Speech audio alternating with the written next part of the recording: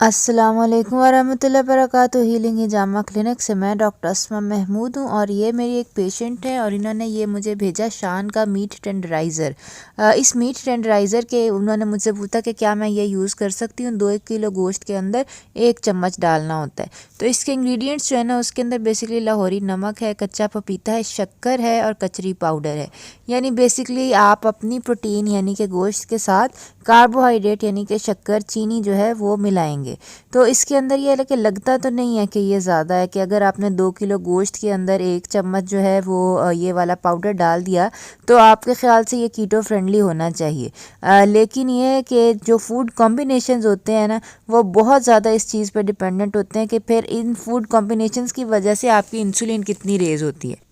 तो ये आप एक रिसर्च देख सकते हैं कि इसके अंदर जब कार्बोहाइड्रेट अकेले दिए जाते हैं तो एक लेवल होता है इंसुलिन का, लेकिन जब कार्बोहाइड्रेट को प्रोटीन के साथ कंबाइन करके दिया जाता है तो 200 गुना ज़्यादा इंसुलिन जो होती है वो रिलीज़ होती है।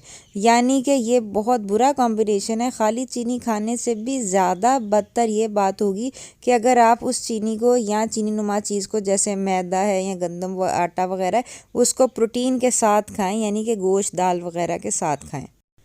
तो इसलिए बेहतरीन फूड कॉम्बिनेशन ये होगा कि पहले आप अपनी प्रोटीन ले लें, खा वेजिटेबल्स के साथ या खाली प्रोटीन कबाब दाल वगैरह जो भी आपने लेनी है वो आप खाली ले लें। कीटो के ऊपर दाल अलाउड नहीं है, कीटो के ऊपर ये मीट जो है फ़िश मीट वगैरह वो अलाउड है। और उसके बाद अगर आपने कार्बोहाइड्रेट्स लेने हैं तो वो उसके बाद लें।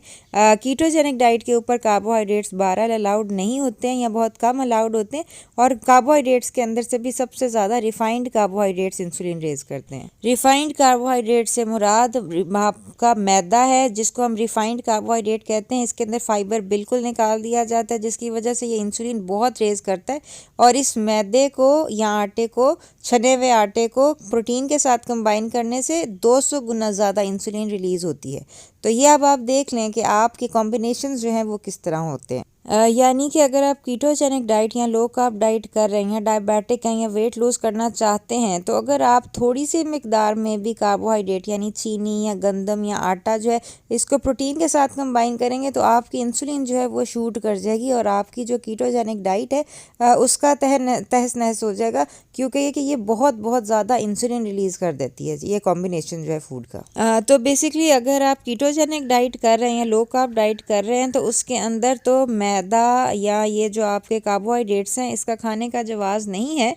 लेकिन अगर आपने थोड़ी मिकदार में खाना है या हेल्थ पॉइंट ऑफ व्यू से देखना है, आप चाहते हैं कि आपकी फैमिली में अगर डायबिटीज़ है, आप चाहते हैं कि आपको शुगर ना हो, तो ये फूड कॉम्बिनेशन जो है ये अवॉइड कर लें। क्योंकि इससे बहुत ज़्यादा इंसुलिन रिलीज़ होती है कि अगर आप प्रोटीन को कार्बोहाइड्रेट के साथ मिला के इस्तेमाल करें। और ट्रेडिशनली हमारे इंडिया पाकिस्तान के अंदर जो डिशेस होते हैं उसके अंदर प्रोटीन और कार्बोहाइड्रेट को मिलाया जाता है। जैसे चावल गोश्त हैं या बिरयानी है या दाल गोश्त है या आलू गोश्त है, इसमें कार्बोहाइड्रेट्स और प्रोटीन को मिलाया जाता है। ये अच्छा कॉम्बिनेशन नहीं है, इसको अवॉइड करें और अपना ख्याल रखें। आइंदा मुलाकात होती है। अस्सलाम वालेकुम वरहमतुल्लाहि वबरकातुहू।